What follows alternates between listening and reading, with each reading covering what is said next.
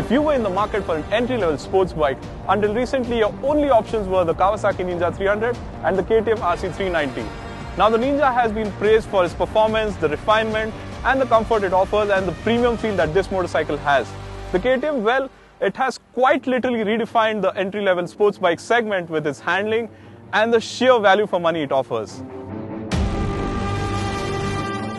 Yamaha was missing from the action in this segment, but has now entered the ring with the R3, a motorcycle that has been quick to win accolades with its performance, handling and comfortable feel. So how does the new Yamaha R3 stack up against these two? Well, it's a tough choice because all three motorcycles here are unique in their own way.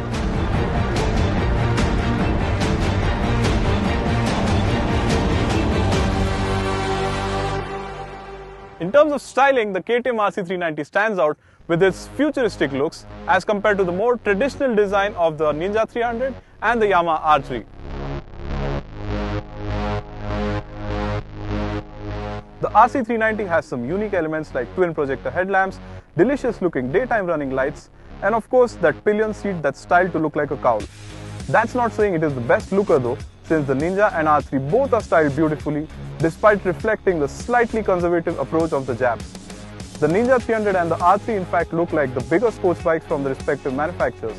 The Ninja draws inspiration from the ZX-10R, while the R3's front end, tail and exhaust all remind me of the R6. And I think the R3 is the best looking bike here, even though the black color of our motorcycle did hide a lot of its design elements. The KTM though is way ahead in terms of equipment. It gets switchable ABS, a full digital console, trip computer, turn indicators on the rear view mirrors and upside down forks too. The Ninja and R3 feel pretty ordinary in comparison as they both miss out on ABS and lots of other equipment. The Ninja 300 lags behind in the performance department with just 39 PS on offer as compared to the R3's 42 PS and the RC390's 44 PS. The RC in fact is the quickest of the line in terms of acceleration as it is the lightest and also has a very strong bottom and mid-range punch. The R3 on the other hand is not really lagging behind in terms of acceleration while the Ninja feels more relaxed. That said, the RC is also the most frantic motorcycle here. It really despises being ridden slow. The Ninja and the R3, well, they're pretty much comfortable even at crawling speeds.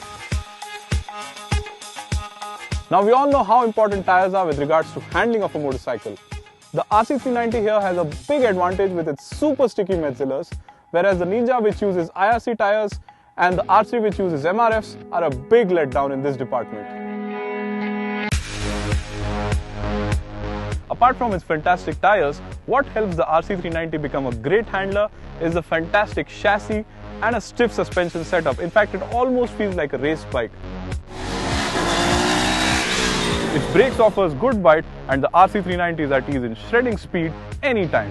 What also makes the RC390 more fun than the other two bikes is its power delivery, as the bike offers a good drive out of corners thanks to a linear torque curve. As a sports bike, I think the Yamaha R3 has a lot of potential too. It's got a very well sorted chassis and suspension setup that makes it a lot of fun around corners, but I think the tires are the only chink in its armor. In terms of braking or leaning into a corner, the tires take away a lot of confidence. In fact, if I were to buy the R3, the first thing I'd do is put on stickier tires, as I know they would let me get on the gas earlier and brake harder too.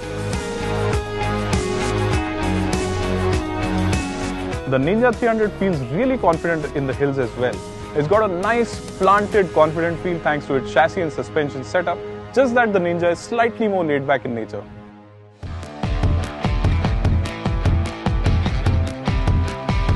The Ninja's engine isn't significantly underpowered.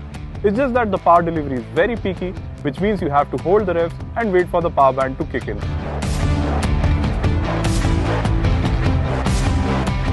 The RC390, Ninja 300 and Yamaha R3. They're all fantastic motorcycles to ride and have their own merits too. But the KTM RC390 costs nearly half as much as the other two at Rs 2.18 lakh ex-showroom. Of course, it's a lot more sharper, more focused, more precise and a better handler too, and it's got a lot more equipment as well.